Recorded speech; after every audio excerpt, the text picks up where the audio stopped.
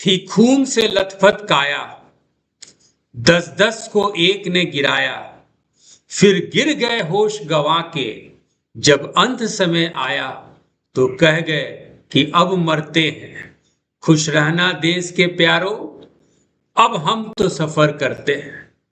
कारगिल युद्ध, हमारे वीर जवान, भारत माता के वीर सुपुत्र, उनकी बलिदान की कहानी है, उनके वीरता की कहानी है। और इस कारगिल युद्ध के जीत को, उनके बलिदान को हम लोग विजय दिवस के रूप में मनाते। चर्चा से तो समझ ही गए होंगे कि आज का चर्चा है कारगिल युद्ध। कारगिल युद्ध की पृष्ठभूमि में कारण जानने से पहले लता दीदी के इस गीत के बोल से शुरुआत करते हैं। ऐ मेरे वतन के लोगों, जरा आंख में भर लो पानी, जो शहीद हुए हैं उनकी जरा याद करो कुर्बानी। लता दीदी का ये गीत भारत में स्वतंत्र दिवस, गणतंत्र दिवस और जब भी हम लोगों को अपने वीर भाइयों की, बहनों की, वीर पुत्रों की जब कहानी सुननी होती है तो इसी से हम लोग उनके बलिदान की प्रेरणा को सीखते हैं। हम लोग बात कर रहे हैं कारगिल युद्ध की। कारगिल युद्ध की पृष्ठभूमि, बैकग्राउंड 1971 भारत पाकिस्तान युद्ध के समय ही लिख दी गई थी। आप लोगों को याद होगा बच्चों कि इस भारत पाकिस्तान युद्ध में विश्व का इतिहास का सबसे शर्मनाक सरेंडर पाकिस्तान आर्मी के द्वारा हुआ था। आप यदि ये स्लाइड देख रहे होंगे, ये अखबार का कटिंग है कि घुटने पर बैठे 93,000 पाकिस्तानी सैनिक, बंदूक थाने खड़े इंडियन आर्मी, भारत का विजय पाकिस्तान की सबसे शर्मनाक शाम कहा जाता है। इसी 1971 के युद्ध पे एक पेपर कटिंग है और इस पेपर कटिंग में लिखा हुआ है कि ये सरेंडर को, ये अखबार लिखा है पाकिस्तान आर्मीज पैंट रिमूविंग सेरेमनी, मैंने उनकी इज्जत इस सरेंडर में उतार दिया गया था। और उसी 1971 के युद्ध में पाकिस्तान आर्मी में एक कमांडो बटालियन के हेड थे परवेज मुशर्रफ। इनको बांग्लादेश जाना था, मनिया यानी उस समय का ईस्ट पाकिस्तान, लेकिन सरेंडर के कारण ये एक मुख्य दर्शक हो गए। 1971 के युद्ध में क्या हुआ कि पाकिस्तान से ईस्ट पाकिस्तान अलग होके बांग्लादेश बन गया और उस समय से परवेज मुशर्रफ अपने दिल में बदले की भावना लेकर चल रहे थे, नंबर 1। नंबर 2, 1984 में 1984 में ऑपरेशन मेघदूत के तहत इस सियाचिन हिमनद, सियाचिन ग्लेशियर पे भारतीय सेना का नियंत्रण और कब्जा हो गया। इस दो कारण से परवेज मुशर्रफ, जब वो चीफ ऑफ आर्मी स्टाफ थे पाकिस्तान के, उस समय उनका नजर कारगिल पे था कि कारगिल पे नियंत्रण करके कश्मीर को लद्दाख से अलग कर देंगे और भारत की सरकार घुटना टेकेगी और फिर पाकिस्तान की सरकार ये कहेगी कि ठीक है, तुम सियाचिन ग्लेशियर से वापस हट जाओ। लेकिन ये सपना, पाकिस्तान का ये गलत सपना, मुंगेरी लाल का ये सपना सपना ही रह गया और ठीक कारगिल युद्ध में विजय भारत की हुई।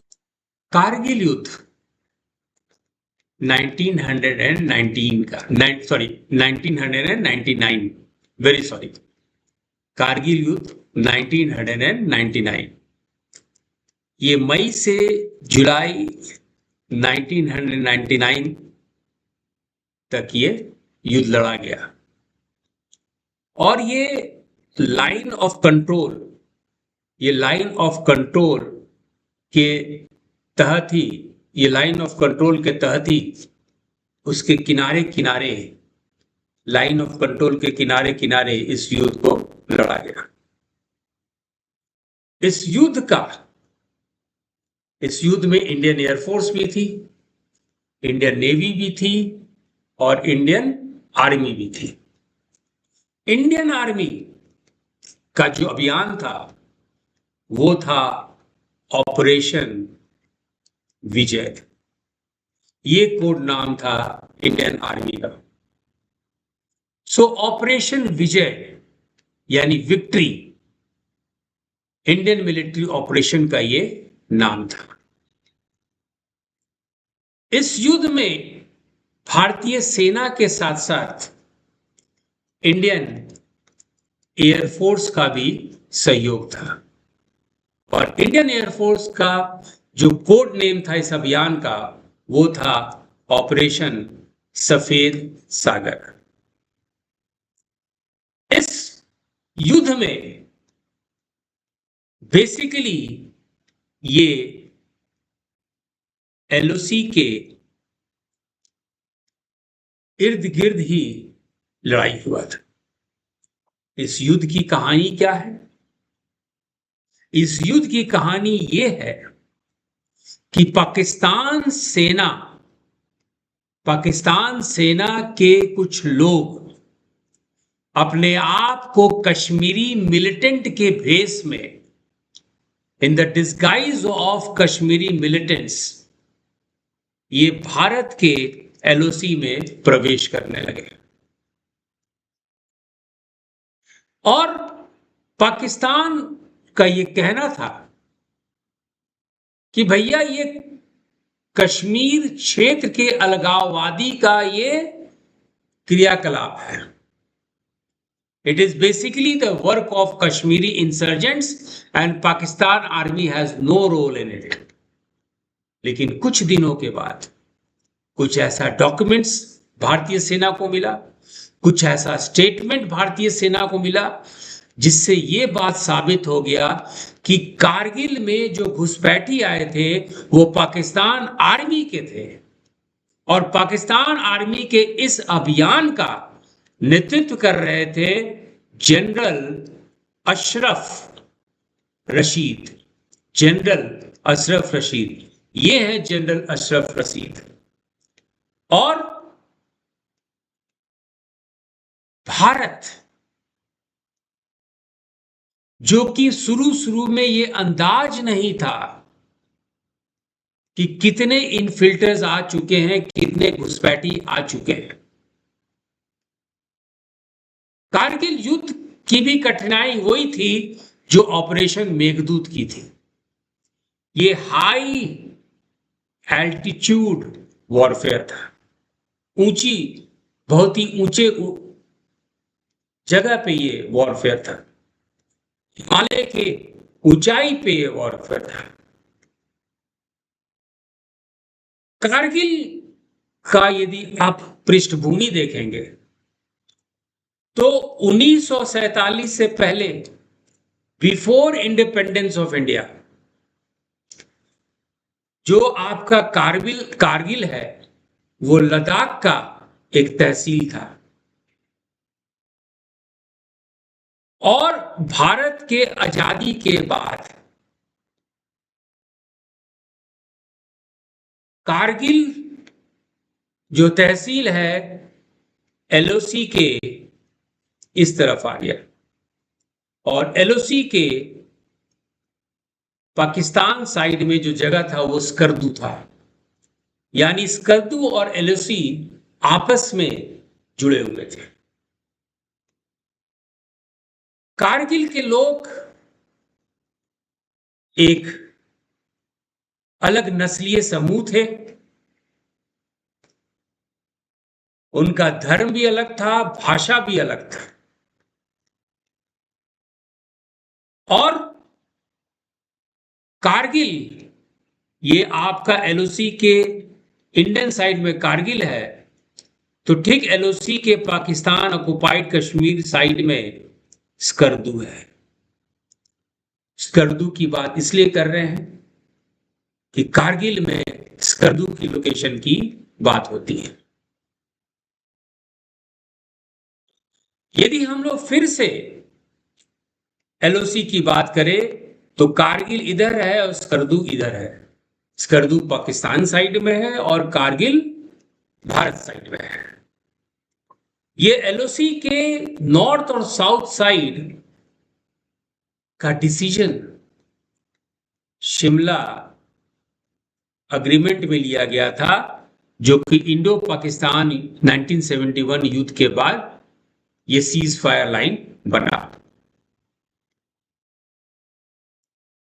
और आपका जो कारगिल है वो श्रीनगर से करीब 205 किलोमीटर है, और कारगिल कह लीजिए पाकिस्तान ऑक्युपाइड कश्मीर के तरफ इसका मुख है। कारगिल का महत्व इसलिए भी है कि श्रीनगर से एक हाईवे जाती है जिसको नेशनल हाईवे 1 कहते हैं, और ये कारगिल से होके जाती है। यदि कारगिल पे पाकिस्तान आर्मी का कब्जा हो गया तो श्रीनगर और लेह के बीच में संपर्क टूट जाए। अल्टरनेटिव रूट है, लेकिन वो आपका मनाली हिमाचल प्रदेश के द्वारा है, लेकिन इसमें टाइम बहुत ज्यादा लगता है। तो कारगिल युद्ध बेसिकली इसका कारण बना कि पाकिस्तान इंटेलिजेंस को ये मालूम चल गया था कि इस कारगिल के पास बहुत सारे मिलिट्री पोस्ट हैं, जैसे कि बटालिक, द्रास, टाइगर हिल्स, जहां पे बहुत ज्यादा रेगुलर मिलिट्री पेट्रोलिंग नहीं हो रहा था। और कारगिल इसलिए भी चुना गया क्योंकि कारगिल से स्कार्दू के बीच में रोड है, सड़क बना हुआ है। हालांकि उसको 1949 में बंद कर दिया गया था, लेकिन स्ट्रेटेजिक कारणों से कारगिल पाकिस्तान के लिए सबसे महत्वपूर्ण पोस्ट, उनके प्लानिंग के अनुसार जो कारण है वो हम लोग बात कर चुके हैं, उसके कारण कारगिल इनका कंसंट्रेशन था। सवाल ये उठता है कि 1999 में ही ये कारगिल युद्ध क्यों हुआ? तो उसके लिए हम लोग को 1990 के दशक में, डिकेड में जाना। 1990s के डिकेड में, खास करके 1998 के तरफ, इस साल कश्मीर में सेपरेटिस्ट टेंडेंसीज बहुत ज्यादा बढ़ रही थी। अलगाववाद जो टुकड़ियां थी बहुत ज्यादा सक्रिय हो गई थी। भारत में रहते थे, भारत में खाते थे, और एलिजियंस, इनकी निष्ठा पाकिस्तान के तरफ थी। पाकिस्तान इनका नेतृत्व करना चाहता था। पाकिस्तान कारगिल युद्ध के बहाने ये बताना चाह रहा था कि मैं सबसे बड़ा आपका शुभचिंतक हूं। पहला कारण ये। दूसरा कारण, ये अलगाववाद जो सोच था कश्मीर में, युवाओं को भी जकड़ लिया था। तीसरा कारण, 1998 में 1998 में भारत दूसरी बार न्यूक्लियर टेस्ट कर चुका। इंडिया एक न्यूक्लियर पावर इमर्ज हो गया। और इंडिया को देखते हुए, इंडिया के पोखरान टेस्ट के बाद इंडिया को देखते हुए तुरंत पाकिस्तान भी चाइना के मदद से न्यूक्लियर टेस्ट कर दी। अब इसके कारण 1998 में इंडिया और पाकिस्तान के बीच में बहुत ज्यादा टेंशन हाई बिल्डअप हो चुका था। हालांकि इसको कम करने के लिए लाहौर उद्घोषणा भी हुई थी, लाहौर डिक्लेरेशन भी हुआ था, जिसमें इंडिया पाकिस्तान दोनों एक दूसरे को प्रॉमिस किए कि कश्मीर का हल हम लोग पीसफुल शांतिपूर्ण तरीका और बायलैटरल निकालेंगे। लेकिन ये सब होने के बावजूद विंटर्स में, 1998 के विंटर्स में और 1999 के विंटर्स में पाकिस्तानी आर्म जो फोर्सेस थी वो अपने ही सैनिक को ट्रेनिंग दे रही थी और वेशभूषा बना दी थी मुजाहिदीन का, कि भैया ये लोग मुजाहिदीन थे, लेकिन एक्चुअली ये पाकिस्तानी ट्रूप्स थे, पाकिस्तान आर्मी के मेंबर थे। और इसके लिए बजावते एक ऑपरेशन चालू किया गया था पाकिस्तान में, जिसको ऑपरेशन अल बदर कहते हैं। और इसी अल बदर अभियान के तहत पाकिस्तानी ट्रूप्स को, पाकिस्तानी आर्मी को एक मुजाहिदीन के ड्रेसअप में जो है एलओसी के इधर भेजा गया। जहां जहां ब्लू एरो देख रहे हैं, एलओसी के तरफ ये भेजा गया। पाकिस्तान का सोच क्या था? पाकिस्तान का सोच ये था कि कारगिल पे यदि हम कब्जा कर लेते हैं तो कश्मीर और लद्दाख अलग हो जाएगा और भारत सरकार प्रेशर में आ जाएगी कि सियाचिन से अपने सैनिकों को विड्रॉ करने के लिए, क्योंकि भारत सरकार लद्दाख किसी भी कीमत पर चाहेगी। पहला सोच ये था। दूसरा सोच ये था कि यदि कारगिल पे कब्जा हो जाता है तो एक ऑल आउट वॉर हो जाएगा, भारत पाकिस्तान में एक युद्ध हो जाएगा और युद्ध जब होगा तो कश्मीर का मामला को इंटरनलाइज कर दिया जाएगा। मोरोवर पाकिस्तान जो है कश्मीर सेपरेटिस्ट टेंडेंसीज के हिमायती बनना चाहते थे और बार बार पाकिस्तान का स्टैंड यही था कि भाई कश्मीरी मिलिटेंट्स हैं। लेकिन पाकिस्तान के एक लेफ्टिनेंट जनरल शाहिद अजीज थे, ये है शाहिद अजीज, ये आईएसआई विंग के हेड थे और ये कॉन्फेस किए हैं कि पाकिस्तान ट्रूप्स ही एलओसी में इंडियन एलओसी को क्रॉस की थी। हालांकि इसकी पृष्ठभूमि बहुत बार पाकिस्तान आर्मी से प्रपोजल बेनजीर भुट्टो और जनरल जियाउल हक के पास भी जाता था कि हम लोग कारगिल क्रॉस करके एलओसी में जाएं, लेकिन दोनों लोग मना इसलिए करते थे कि एक ऑल आउट वॉर इंडिया और पाकिस्तान में हो जाएगा। लेकिन जब Parvez Musharraf chief of army staff बने अक्टूबर 1998 में, तो ये कारगिल का जो उनका ऑपरेशन था उसको ये इंप्लीमेंट करना चालू कर दिए। अब फरवरी 1999 से ही, फरवरी 1999 से भी, फरवरी 1999 से ही पाकिस्तान का इन्फिल्ट्रेटर्स, चाहे ट्रूप्स कहिए या जो भी नाम दें आप, कारगिल में, बाल्टाइक क्षेत्र में, द्रास क्षेत्र में ये लोग घुसपैठी करना चालू कर दिया, अंदर एंटर करना चालू कर दिया। कुछ रिपोर्ट ये भी कहता है कि कश्मीरी इसमें मिलिटेंट भी थे और अफगान से मर्सनरी भी इसमें आए हुए थे। बट एनीवे, आपका बटालिक क्षेत्र, कारगिल क्षेत्र, द्रास क्षेत्र, मुशरक क्षेत्र, ये सब क्षेत्र पे ये घुसपैठी घुसना चालू कर दिया। इंडियन आर्मी को कोई इंफॉर्मेशन नहीं कि अंदर इन्फिल्ट्रेटर्स आ चुके हैं। एक गड़रिया, एक शेफर्ड जब वो अपना भेड़ बकरी चराने गया तो देखा कुछ लोग पठान सूट में और खुदाई कर रहे हैं, बनकर बना रहे हैं। ये इंफॉर्मेशन इंडिया के patrol team captain Saurabh Kalia को दिया गया, वो शहीद भी हो गए। तो इनके द्वारा ही मालूम चला कि अरे इतना बड़ा इन्फिल्ट्रेटर्स जो है इस क्षेत्र में घुस चुके हैं।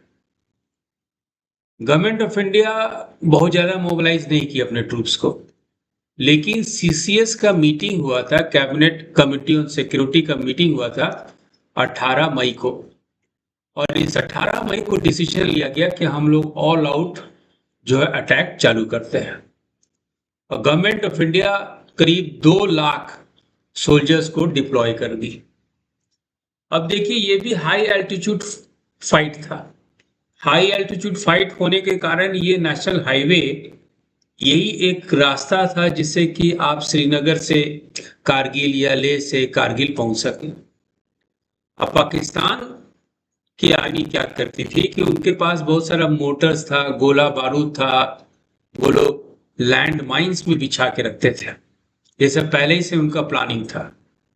और थोड़ा सा अमेरिका भी उनको मदद कर दी, और अमेरिका द्वारा उनके द्वारा ड्रोन्स दिया जाता था, रडार जो है AN/TPQ-36 फायर फाइंडर रडार, ये बहुत चर्चा में थी। ये पाकिस्तान को यूएसए मिला था।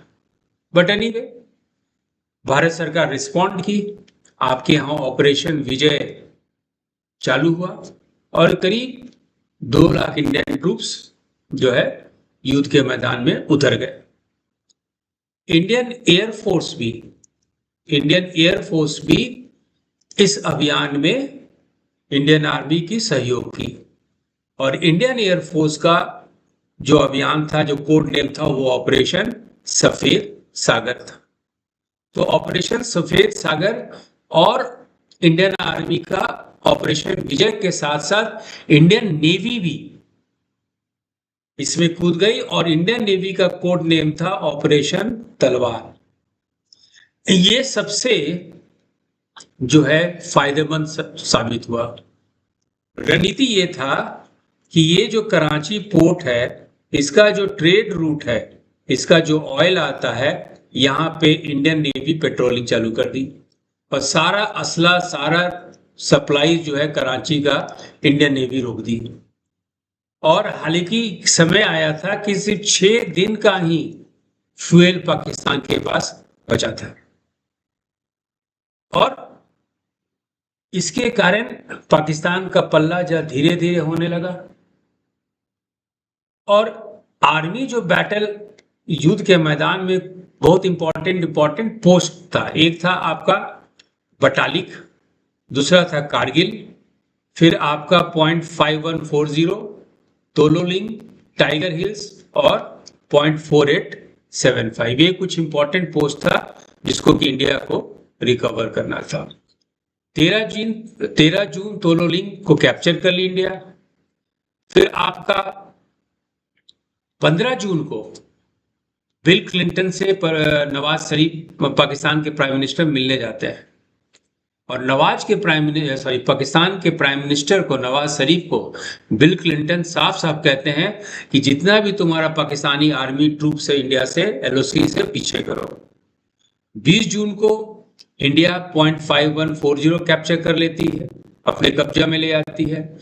3 जुलाई को टाइगर हिल को सराउंड कर दिया जाता है, चारों तरफ से टाइगर हिल को इंडियन आर्मी घेर लेती है ना।